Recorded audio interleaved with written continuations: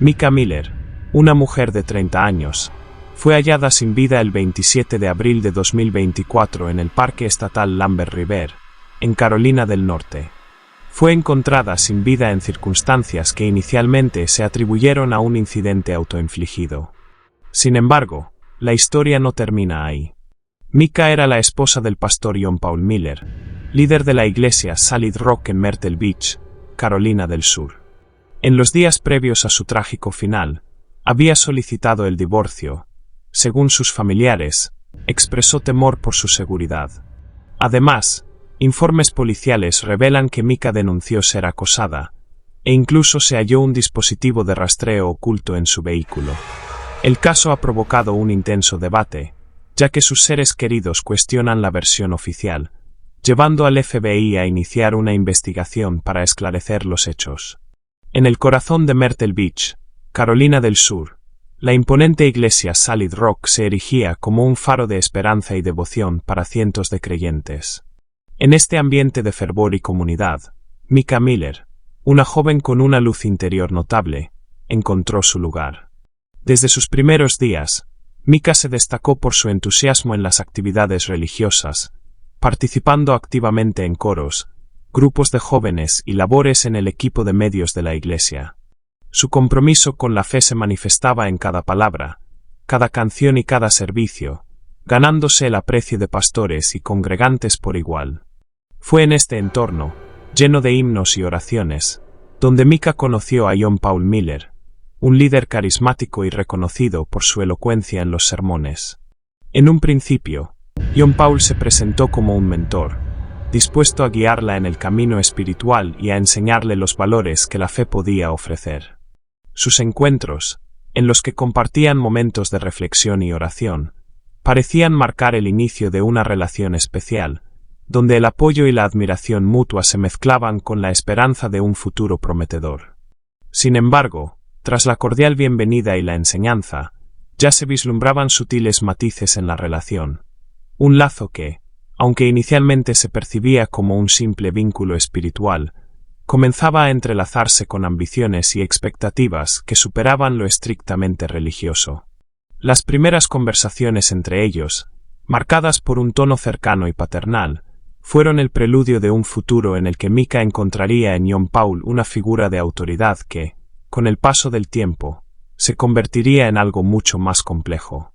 Mientras la comunidad celebraba la pureza de la fe y la unión en el servicio, en esos primeros encuentros se forjaba el destino de dos vidas que, sin saberlo, se encaminaban hacia una conexión que traería consigo tanto luz como oscuridad. Lo que comenzó como una orientación en la fe, sembrada en la inocencia de la juventud, escondía ya las primeras señales de una relación que transformaría sus destinos de manera irreversible. Con el paso de los años, la relación entre Micah y John Paul se fue consolidando en un vínculo formal que muchos en la comunidad daban por sentado. Tras atravesar experiencias personales complejas y superar divorcios previos, ambos decidieron unir sus vidas en matrimonio. La ceremonia, celebrada en medio de cánticos y oraciones, parecía sellar una unión sagrada, en la que la fe y el compromiso se entrelazaban de forma indisoluble. Durante la celebración, los rostros de los congregantes se iluminaron al ver a una pareja que parecía destinada a construir un futuro lleno de esperanza y trabajo comunitario. Micah, a partir de ese momento, asumió múltiples responsabilidades dentro de la iglesia. No solo se convirtió en un pilar en el ministerio femenino y en el grupo de jóvenes, sino que también se involucró en labores administrativas y en la organización de eventos comunitarios. Su presencia se hizo indispensable, y su capacidad para mediar en conflictos y su disposición para ayudar a los demás la transformaron en un referente para muchos. Por su parte, John Paul, además de liderar con autoridad y pasión, se mostraba siempre como el protector y guía espiritual de la comunidad, lo que hacía que su palabra fuera considerada sagrada.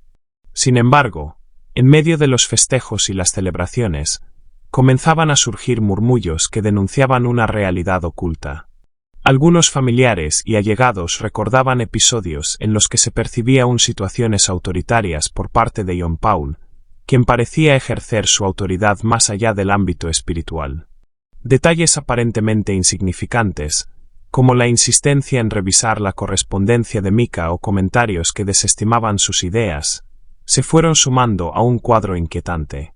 Estos indicios, inicialmente pasados por alto en el entusiasmo del compromiso, fueron dejando entrever que la unión estaba marcada por tensiones subyacentes y comportamientos que, con el tiempo, resultarían determinantes en la evolución del conflicto. Mientras la comunidad celebraba la unión sagrada, las primeras grietas en el marco del matrimonio se insinuaban, presagiando que la unión prometida estaba destinada a ser más compleja y controvertida de lo que aparentaba. Conforme los años transcurrieron, el ambiente que alguna vez fue de armonía en el hogar de Mika y John Paul empezó a llenarse de tensiones y silencios cargados de incertidumbre. Los días que transcurrían entre reuniones familiares y servicios en la iglesia se fueron cargando de discusiones veladas y miradas que comunicaban más de lo que las palabras podían expresar. Mika, a pesar de su inquebrantable compromiso con la fe, empezó a sentir el peso del autoritarismo que, poco a poco, la fue ahogando. En un intento por recuperar un mínimo de autonomía, Mika comenzó a buscar refugio en pequeñas acciones. Se reunió en confianza con amigos y familiares, confesó su sentir en espacios íntimos y trató de alejarse de actitudes que la hacían sentir vigilada. Sin embargo, cada paso hacia su libertad se veía obstaculizado por la persistente sombra del control. En varias ocasiones, se encontraron evidencias de acciones que sugerían un monitoreo constante, desde la aparición de dispositivos que registraban la ubicación de su vehículo hasta incidentes en los que sus pertenencias personales parecían haber sido manipuladas. Estos episodios, sumados a las reiteradas advertencias que la instaban a no alejarse, conformaban un ambiente donde el temor y la desesperanza se mezclaban con la incertidumbre. El hogar, que en otros tiempos fue un refugio de fe y calidez, se había convertido en un escenario de conflictos internos. Las discusiones, muchas veces silenciadas en público para mantener una imagen de unidad, se volvieron cada vez más intensas en privado. Mika, en sus momentos de soledad, reflexionaba sobre lo que había perdido en su búsqueda de aceptación y lo que estaba dispuesta a sacrificar para recuperar su esencia. La dualidad de una vida en la que el compromiso espiritual se mezclaba con una sensación constante de opresión dejaba ver que la lucha interna de Mika se había convertido en una batalla por su propia identidad. En medio de la creciente tormenta en el hogar, cada acto de rebeldía y cada pequeño intento de escapar de la situación se convertía en una semilla de esperanza, aunque la incertidumbre y la presión amenazaban con derrumbar el delicado equilibrio que Mika trataba de mantener. El amanecer del 27 de abril de 2024 amaneció como cualquier otro en el Parque Estatal Lambert River, en Carolina del Norte, un lugar acostumbrado a ofrecer paz y serenidad a quienes acudían a disfrutar de la naturaleza.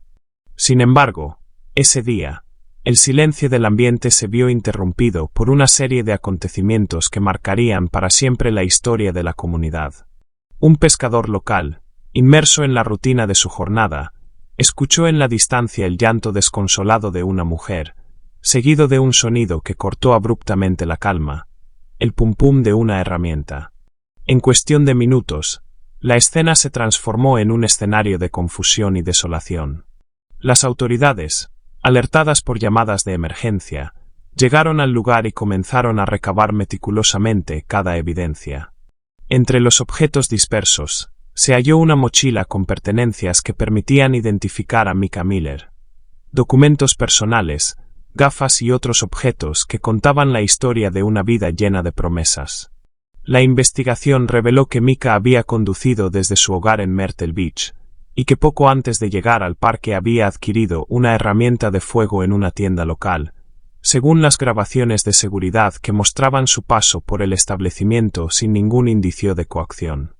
Además, se descubrió que momentos antes de su fatídico destino, Mika había realizado una llamada al 911, en la que su voz, cargada de angustia, dejaba entrever que deseaba que su familia supiera exactamente dónde encontrarla.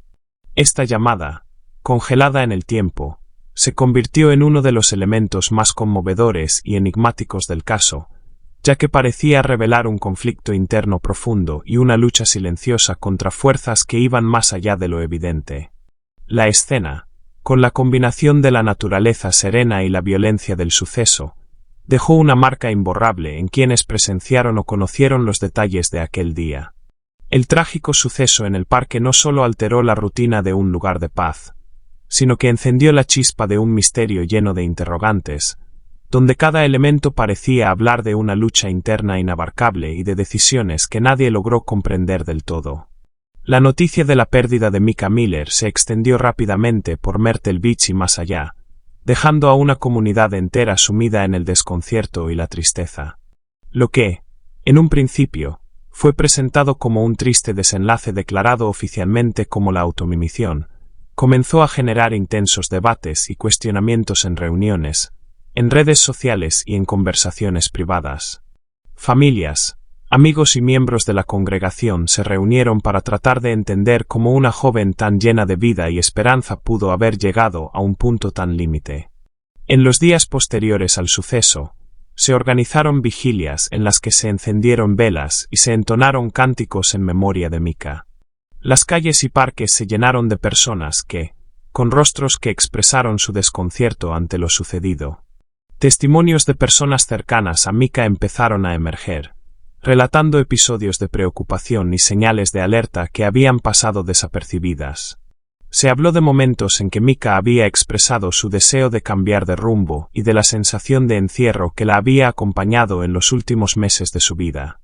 Los murmullos se transformaron en reclamos de justicia y en un clamor colectivo para que se revisaran con detenimiento todos los hechos.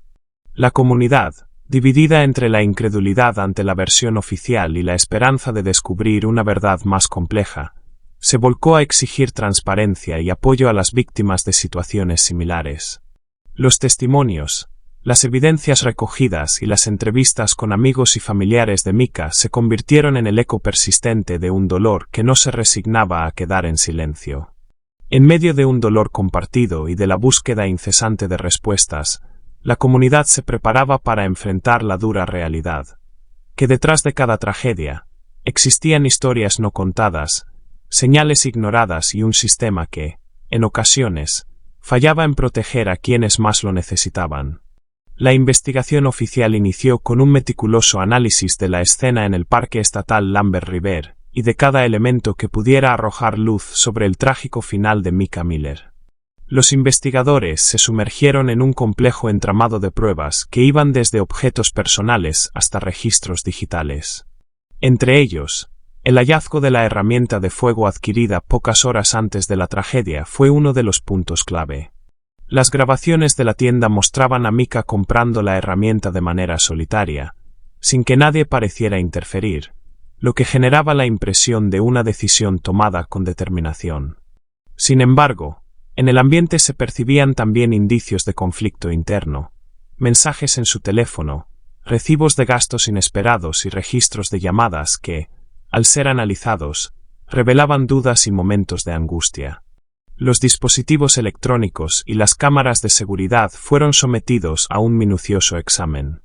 Se descubrieron discrepancias en la cronología de los eventos. Algunos datos indicaban que Micah había cambiado de rumbo en sus desplazamientos, sugiriendo indecisiones o incluso presiones externas. Asimismo, según las referencias, el análisis forense encontró señales de que el automóvil había sido manipulado en varias ocasiones, como si alguien hubiera querido confirmar o modificar la ruta de la joven. Estos detalles, lejos de reforzar la hipótesis de una automimición planificado, daban pie a cuestionamientos sobre posibles interferencias o intentos de encubrir información relevante. En paralelo, se recopilaron testimonios de amigos cercanos y familiares, quienes describían episodios en los que Micah se mostró inquieta, hablando en voz baja sobre sensaciones de vigilancia y de sentirse atrapada. Las conversaciones grabadas en el entorno digital de la joven revelaban mensajes ambiguos y estados de ánimo alterados, que dejaban entrever una lucha interna prolongada. Cada evidencia sumada a la investigación parecía formar parte de un rompecabezas complejo, en el que la versión oficial se veía empañada por señales de alarma que nadie había logrado descifrar completamente. Con cada objeto analizado y cada testimonio recopilado, emergían nuevas preguntas que ponían en duda la narrativa establecida, insinuando que la historia de Mika estaba lejos de ser tan simple como un trágico acto de autoinfligido dolor.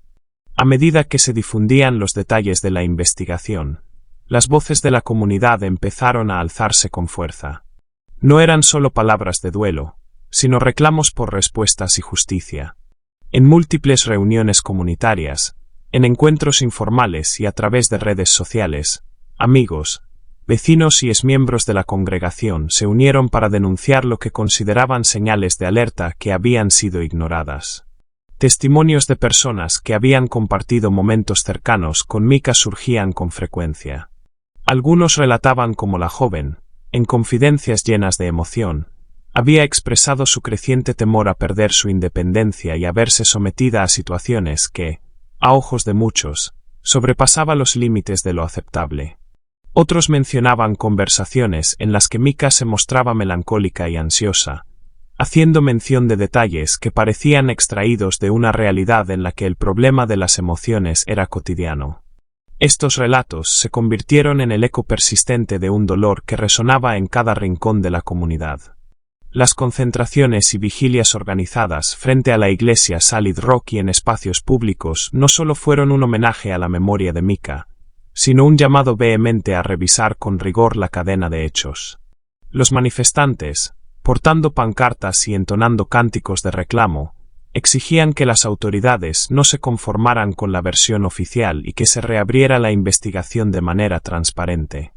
En estos encuentros, el sentir colectivo se combinaba con la urgencia de proteger a futuras víctimas y de garantizar que nadie más tuviera que sufrir en silencio.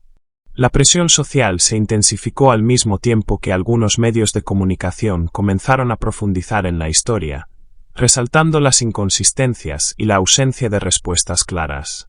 La comunidad se mostraba decidida a no dejar que el dolor de Mika se transformara en un mero dato estadístico, sino en un catalizador de cambio que obligara a replantear la manera en que se manejaban las denuncias de los sucesos. Con cada testimonio y cada grito colectivo, la verdad se acercaba un poco más a la luz, y la presión para reexaminar la historia de Mika se volvía imparable, dejando entrever que las voces de la comunidad podían transformar el destino de un caso que aún estaba por definirse. La creciente inquietud en la comunidad y las dudas generadas por las evidencias llevaron a que, en noviembre de 2024, las autoridades federales intervinieran en el caso. La llegada del FBI marcó un antes y un después en la investigación, abriendo la puerta a un análisis más profundo de los hechos y a la posibilidad de descubrir información que hubiera permanecido oculta hasta ese momento. Agentes especializados ingresaron a la residencia de John Paul Miller en Myrtle Beach con el objetivo de recabar pruebas que pudieran arrojar una nueva luz sobre las circunstancias que rodearon al fallecimiento de Mika. Durante la redada, se incautaron documentos, dispositivos electrónicos y otros objetos personales que, en teoría, podrían contener registros de comunicaciones, transacciones y datos de localización. Cada objeto revisado se convirtió en una pieza esencial de un rompecabezas que los investigadores se esforzaban por armar, buscando inconsistencias que pudieran contradecir la versión oficial de la automimisión. La operación no estuvo exenta de controversia. Mientras algunos sectores de la comunidad veían la intervención federal como la confirmación de que había más en la historia de lo que se había dicho, otros se mantenían escépticos, señalando que la justicia a veces actúa lentamente y que los procedimientos podían tardar en ofrecer respuestas concluyentes. Sin embargo, el hecho de que el FBI se involucrara oficialmente elevó la tensión y la expectativa. Cada nuevo hallazgo, cada archivo descifrado, se volvía parte de un relato en el que la verdad parecía esconderse en detalles minúsculos, esperando ser descubierta. Paralelamente, las declaraciones de amigos y familiares de Mika cobraban un nuevo significado.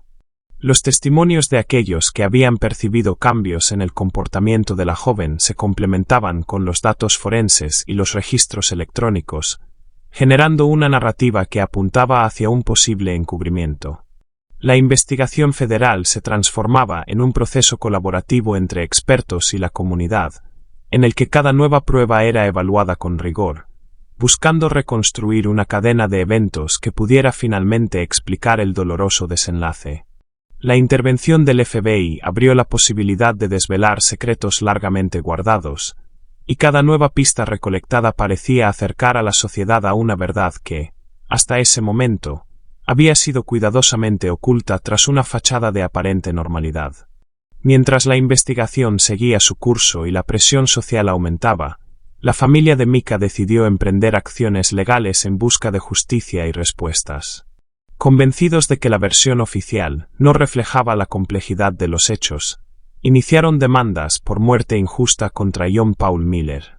Este proceso, cargado de emociones y de un profundo sentimiento de traición, se convirtió en un escenario donde las palabras legales y los testimonios personales se entrelazaban para formar una narrativa en la que el dolor se transformaba en un reclamo de responsabilidad. Durante intensas negociaciones y mediaciones, ambas partes llegaron a un acuerdo confidencial en julio de 2024. Aunque los términos del pacto se mantuvieron en reserva, este acuerdo fue interpretado por la familia de Micah como un cierre parcial a una lucha que, en su esencia, jamás se habría extinguido. Para ellos, el acuerdo legal era un reconocimiento implícito de que, en el fondo, existían elementos que la versión oficial había querido silenciar. Por el contrario, para John Paul, este pacto representaba una manera de poner fin a una controversia que amenazaba con manchar su imagen y desestabilizar la estructura de la congregación a la que había dedicado su vida. El acuerdo, sin embargo, dejó un sabor amargo en la comunidad. Muchos consideraron que el cierre de la disputa legal no solucionaba las interrogantes fundamentales ni garantizaba la protección de futuras víctimas. El hecho de que se llegara a un pacto sin que se esclarecieran de forma definitiva las circunstancias de la pérdida de Micah generó un clima de desconfianza y de resignación, en el que la justicia parecía haberse visto limitada por intereses y presiones externas. Las páginas del expediente legal se convirtieron en testigos silenciosos de un conflicto donde la verdad quedaba relegada a un segundo plano, en favor de acuerdos que buscaban evitar el prolongado sufrimiento y la exposición mediática. Aunque el acuerdo legal parecía cerrar un capítulo doloroso, las dudas y el clamor por respuestas seguían latentes, dejando entrever que la verdadera búsqueda de justicia apenas comenzaba, y que cada documento sellado era solo parte de una historia que aún exigía ser contada en su totalidad. A medida que pasaban los meses, emergieron nuevas revelaciones que complicaban aún más el panorama. Diversos testimonios comenzaron a coincidir en la existencia de episodios que, si bien habían sido ignorados en su momento, se transformaban en evidencias contundentes de una realidad oculta. Amigos, excompañeros de la iglesia y familiares ofrecieron declaraciones en las que describían a Micah como una persona que, a pesar de su brillantez y entrega, se encontraba atrapada en un ciclo de situaciones emocionales interminables. Se descubrieron documentos personales, diarios íntimos y mensajes de voz que mostraban a una Micah en conflicto consigo misma, tratando de conciliar su fe con la necesidad de liberarse de las garras de algo que no la dejaba dormir. Estos hallazgos, sumados a registros de conversaciones telefónicas y correos electrónicos, comenzaron a construir una imagen que contrastaba de manera dramática con la versión oficial del suceso. Las contradicciones se volvían cada vez más evidentes. Por un lado, se narraba una historia de autodestrucción planificada, y por otro, se presentaban indicios de coacción, manipulación y un ambiente hostil que empujaba a la joven hacia un abismo del que parecía no haber escapatoria. La prensa y algunos medios independientes se sumaron a la labor investigativa, destacando detalles que habían pasado desapercibidos y cuestionando la rapidez con la que se había cerrado el caso. Los debates públicos se encendieron en foros y redes sociales, donde cada nueva revelación servía para encender el interés y la indignación colectiva. Con cada revelación, la línea entre la versión oficial y la realidad experimentada por Micah se difuminaba, y la necesidad de descubrir la verdad se transformaba en una lucha imparable que resonaba en cada rincón de la comunidad.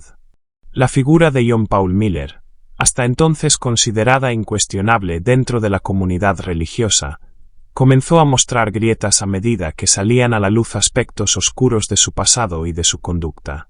Los testimonios y las investigaciones revelaron episodios previos en los que el líder había mostrado actitudes agresivas y comportamientos que, bajo la apariencia de autoridad que ocultaba algo más.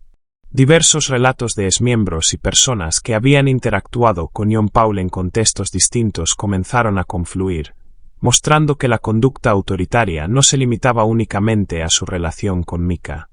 Se recordaban episodios de confrontaciones en reuniones, comentarios despectivos hacia quienes disintieron de sus opiniones y situaciones en las que su posición de poder se utilizó para silenciar críticas y preservar una imagen intachable. Las redes sociales y algunos informes periodísticos se convirtieron en el escenario donde se debatían estas revelaciones, forzando a la comunidad a replantearse la dualidad de un hombre que, por un lado, era venerado como líder espiritual y, por otro, era acusado de conductas que dañaban profundamente a quienes estaban a su alrededor.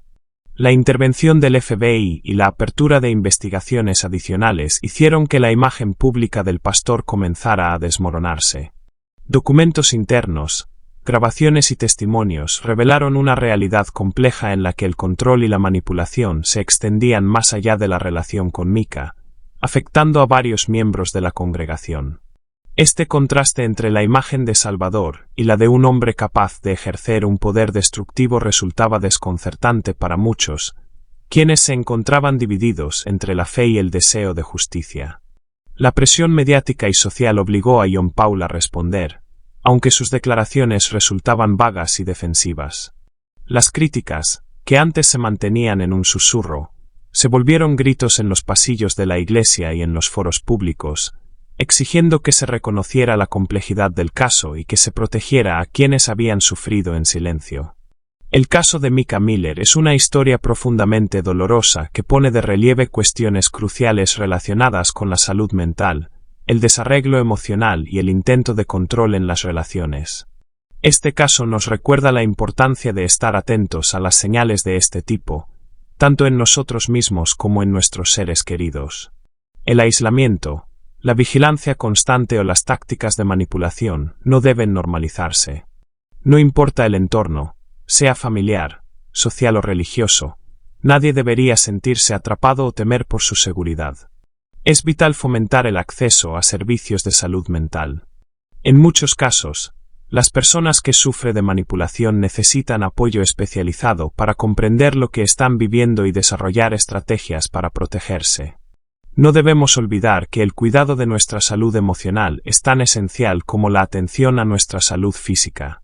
Si te encuentras en una situación similar o conoces a alguien que pueda estar en peligro, busca ayuda.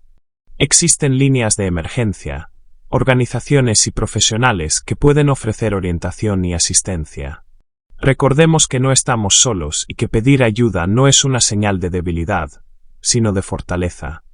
Además, este caso nos invita a cuestionar cómo nuestras instituciones, comunidades y círculos sociales responden ante señales de alarma. No podemos permitir que el miedo, el silencio o la protección de figuras de autoridad se conviertan en obstáculos para la justicia. Como sociedad, tenemos la responsabilidad de generar espacios seguros donde todos puedan ser escuchados y protegidos. Mika Miller dejó un legado que debe inspirarnos a actuar. Su historia, aunque trágica, puede convertirse en una poderosa lección de vida si aprendemos de ella y trabajamos juntos para prevenir situaciones similares. La prevención comienza con la educación, la empatía y el compromiso de protegernos unos a otros. Si esta historia no te pierdas mi próximo vídeo. Juntos podemos crear conciencia y hacer la diferencia. Suscríbete, comparte este contenido y mantente atento para seguir explorando estos temas tan importantes.